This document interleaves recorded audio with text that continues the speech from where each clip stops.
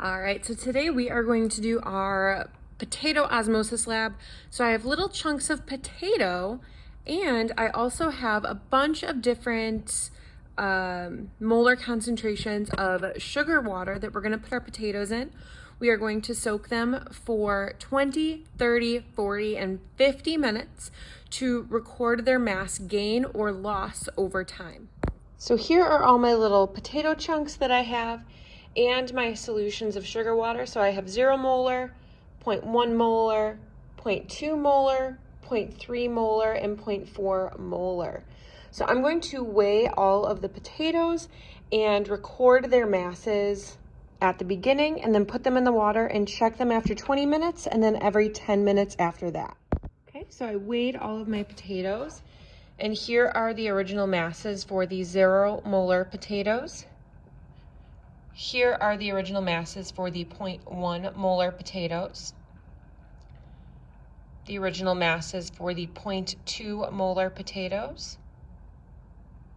The 0.3 molar potatoes. And the 0.4 molar potatoes. So now I'm going to wait 20 minutes and then weigh them again.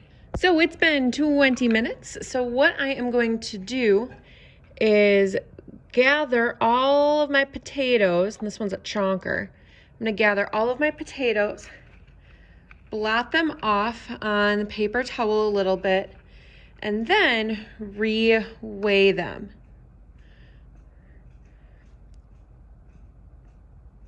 So my first one, 8.05 grams, and I'm gonna put that back in, 8.05. Oh my goodness, it has already gained mass. So why do you think it's gained mass already? Think about what we've talked about with water potential. Where was there more pure water? Where is it going? How is that potato gaining mass? So I'm gonna weigh the rest of these and then get back to you with the data that I have. All right, so here are new datas. After 20 minutes, our 0 molar potatoes, these are their new masses. Our 0.1 molar potatoes after 20 minutes. 0.2 molar potatoes after 20 minutes. 0.3 molar potatoes after 20 minutes. And 0.4 molar potatoes after 20 minutes. So I messed up, and I was supposed to record them after 10 minutes, and I didn't. So just ignore that one. Sorry. Ooh, actually, it might be fun. So once you get your graph, you should have a best fit line. Estimate what the 10-minute point should be. Ooh, tricked you into doing science. Yes.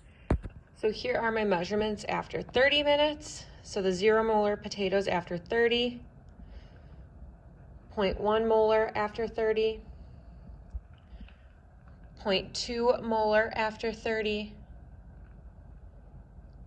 0.3 molar after 30, and 0.4 molar after 30 minutes.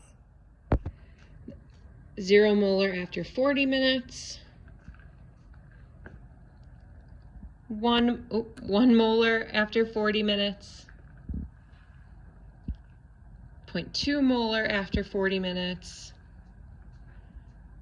0.3 molar after 40 minutes, and 0.4 molar after 40 minutes. All right, and lastly, here are my measurements for the 0 molar for 50 minutes, 1 molar for 50 minutes, the 0.2 molar for 50 minutes, 0.3 molar for 50 minutes, and the 0.4 molar for 50 minutes. All right, so as we can see with our potatoes, some of them overall gained weight. So our 0 molar potato gained quite a bit, almost half a gram in almost an hour. So that's pretty good. But as we move down the line, as our molarity went up, we had potatoes that actually lost some weight. So how the heck do we graph this? So when you guys are setting up your graphs, we are going to set them up like this. So you can do this on a lined sheet of paper, or if you can figure out how to do it on Excel, you can do it on Excel.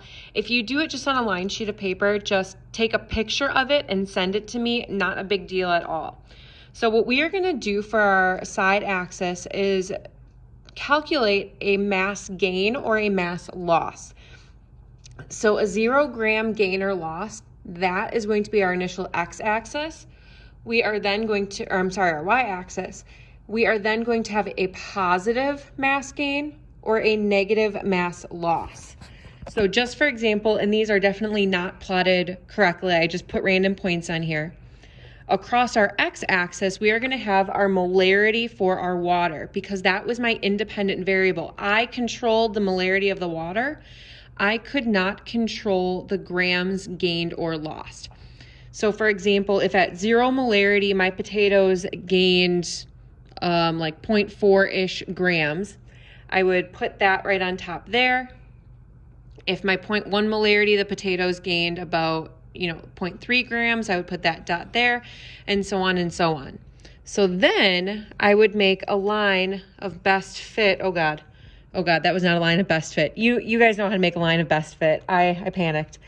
So wherever it crosses that axis there, that would be the estimated molarity of my potato. So you guys actually have 2 trials. We measured 2 chunks of potatoes, so you're going to use your average to try to figure out your molarity for your potato on this double graph.